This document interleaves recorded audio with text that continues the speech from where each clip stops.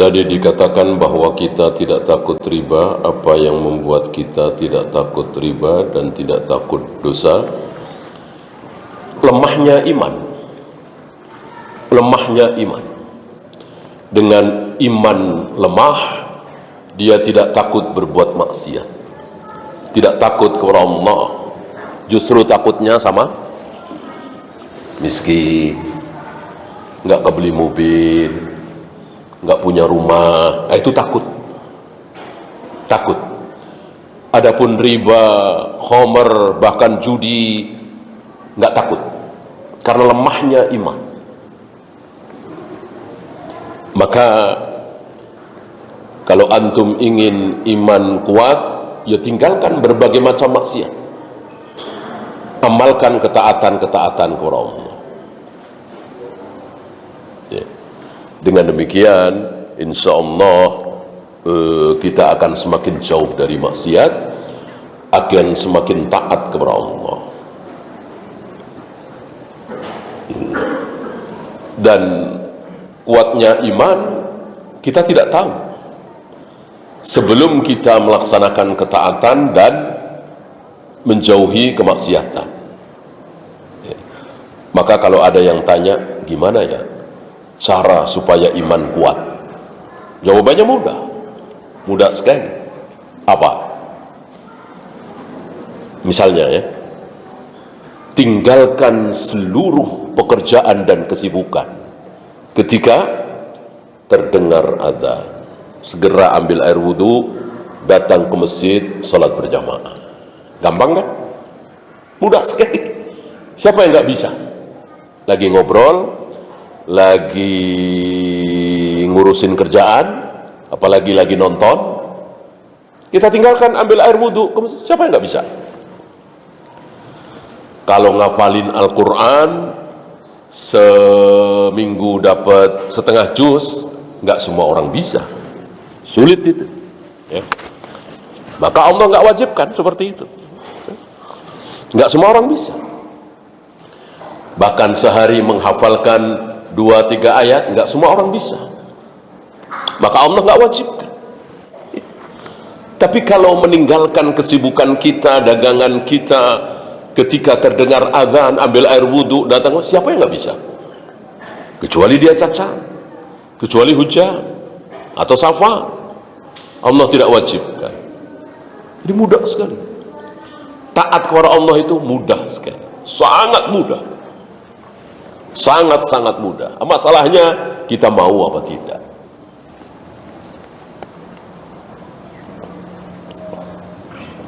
Udah tahu riba, tinggalkan. Walaupun keuntungannya puluhan kali lipat. Mudah kan? Sangat mudah. Tinggal mau apa tidak. Nabi mengatakan jika mendung maka genapkan 30 hari. Bagaimana ternyata jika tidak mendung, apakah bisa dipastikan hilal terlihat? Justru itu, hilal terlihat atau tidak itu karena mendung, karena tidak mendung. Kalau mendung ya pasti nggak kelihatan lah. Disinilah fawaid dari dalil ini apa?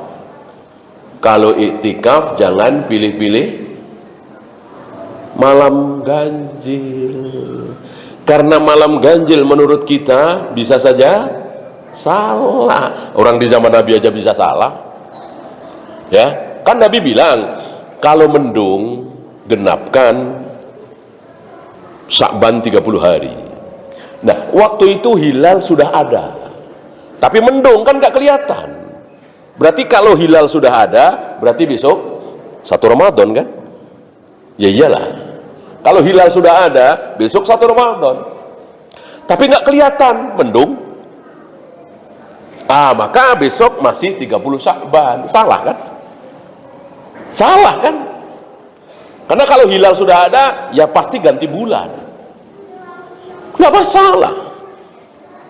Benar dan salah dalam hal ini nggak masalah. Yang penting taat kepada Allah, mengikuti prosedur Nabi Sallallahu Alaihi Wasallam. Oleh karena itu, nggak ada riwayat Masjid Nabawi malam ganjil penuh, malam genap sepi-sepi aja. Nggak ada. Nggak ada, karena hitungan ganjil genap bisa saja salah. Maka kita jangan terlalu pede ya. Oh, malam ini malam ganjil, kalau besok genap ya, besok kita bikin acara di rumah aja gitu. Sekarang jangan sampai absen nih, kan ganjil ya. Bahkan kalau walaupun antum tahu ini ganjil, tapi ibu lagi nggak enak badan, ibu datang dari jauh dari kampung, pengen ditemani, ini lebih wajib. Itikaf tidak wajib. Menemani ibu ini ibadah yang luar biasa. Karena malam itu yang penting ibadah, bukan yang penting di masjid. Berapa banyak ibadah di luar masjid tapi lebih besar. Misalnya ada saudara kita berdarah-darah, kita bawa ke rumah sakit, ini kan luar biasa, menolong sesama muslim gitu. Jadi harus dengan ilmu. Berapa banyak wanita yang tidak bisa itikaf di masjid, gimana mau ke masjid, anak ketiga panas, anak keempat dia harus susui ya, ini lebih wajib daripada itikaf di masjid gitu ya.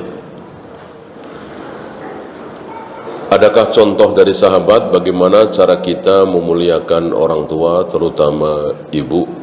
Contoh tentu banyak ya, tapi kan belum tentu cocok, gitu ya. Ya ambil contoh misalnya Uwais yang menggendong ibunya. Apakah sekarang masih cocok? Ya tentu tidak. Ibu kita masukkan ke mobil kita, ya kan, yang bagus, ber-AC, dingin, tidak digendong tentunya gitu. Maka ini akan ibadah ghairu mahdhah, boleh beda dari para sahabat. Cara sahabat memuliakan ibu dengan cara kita memuliakan ibu bisa berbeda. Yang nggak boleh beda, ibadah mahdhah ya.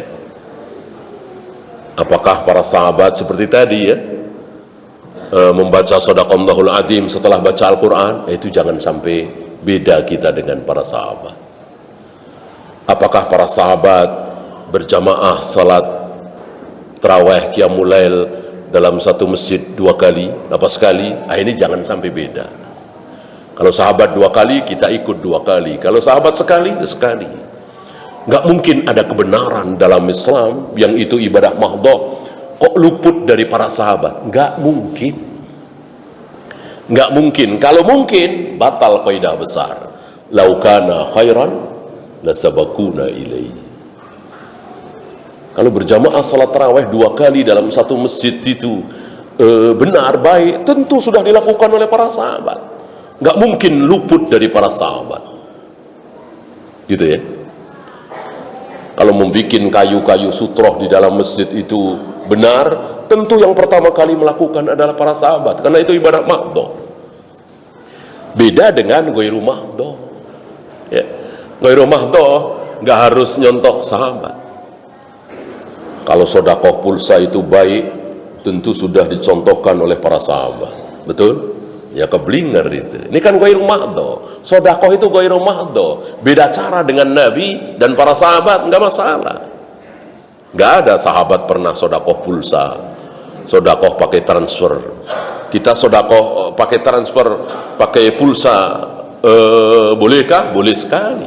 Karena ini ghairu mahdhah. Beda dengan sholat, wudhu, tayamum, tawaf, sa'i, melempar jumroh, mencium hajar aswad. Ini ibadah mahdhah. Beda dengan para sahabat, pasti salah. Jangan ragu mengatakan pasti salah. Walaupun dilakukan oleh Imam Syafi'i, walaupun dilakukan oleh Imam Malik, walaupun dilakukan oleh Abu Hanifah. Abu Hanifah pernah mengatakan wanita boleh nikah tanpa wali. Kita nggak boleh ragu mengatakan ini salah, ini batil, walaupun itu ucapan pendapat Abu Hanifah. Kenapa? Berbeda dengan Rasul dan para sahabat.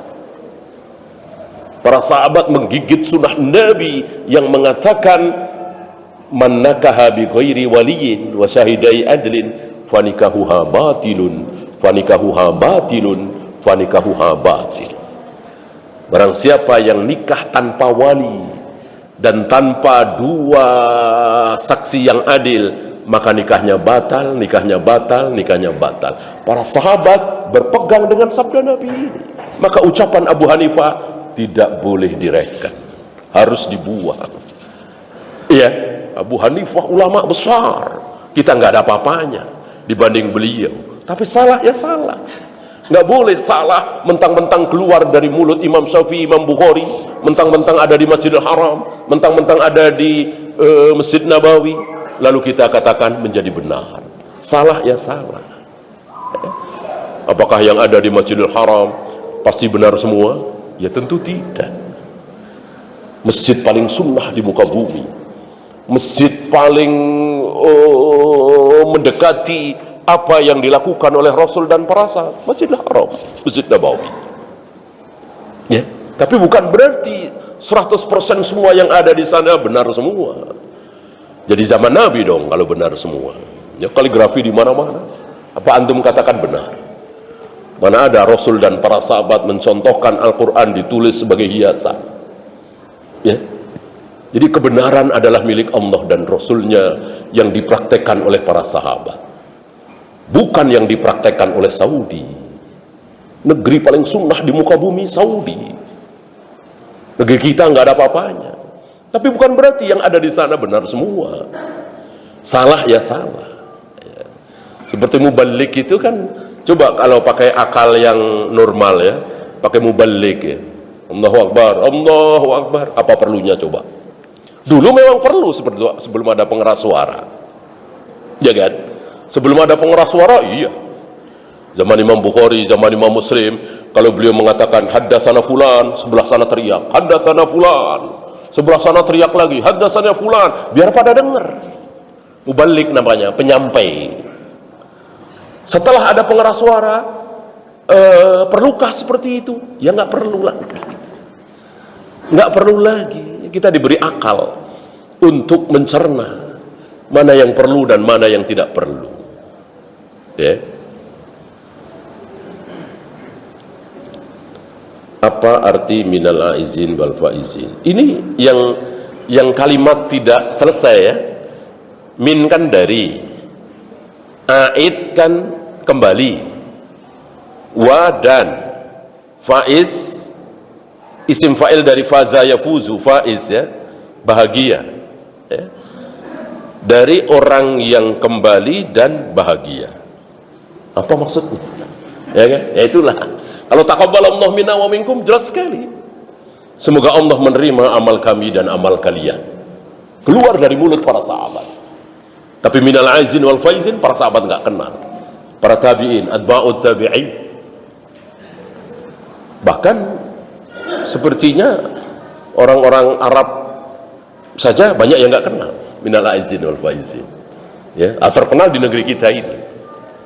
Apa istilahnya bahasa Arab? Istilah Arab made in Indonesia. Itu banyak istilah-istilah Arab made in Indonesia. Halal bihalal ya kan. Halal bihalal kan halal, ya jelas bahasa Arab. Tapi orang Arab sendiri apaan halal bihalal ya kan? Halal dengan halal. Apaan itu? Ya, terlalu apa ya di negeri kita ini dalam hal agama ya, banyak ininya, banyak variasinya, banyak usulannya ya, luar biasa. Kalau uang kas masjid banyak, bolehkah kita memberi bantuan kepada fakir miskin dengan uang kas masjid tersebut? Ya buat apa coba uang kas bertumpuk-tumpuk sementara di sekeliling masjid banyak yang miskin, banyak yang kelaparan, terlilit hutang. Ini buruk sekali ya. Sementara bangunan masjid marmer megah, sebagian dihias dengan tulisan emas misalnya, ini sangat tidak baik ya. Memberikan bantuan kepada fakir miskin terutama yang kelaparan, ini nomor satu. Bahkan mempermegah masjid sesuatu yang yang tidak disukai oleh Allah dan Rasulnya. Nahnu nu'maru bi imaratil masajid wala nu'maru bi zinatil masajid. Kami para nabi, para rasul tidak disuruh untuk menghias, membuat megah masjid. Kami para rasul, para nabi dan para rasul diperintahkan untuk memakmurkan masjid dengan solat berjamaah, majelis ilmu dan seterusnya. Wallahu a'lam. Ya, itu saja kita akhiri. Subhanakallahumma bihamdika asyhadu an la ilaha illa anta astaghfiruka wa atubu ilaik. Assalamualaikum warahmatullahi wabarakatuh.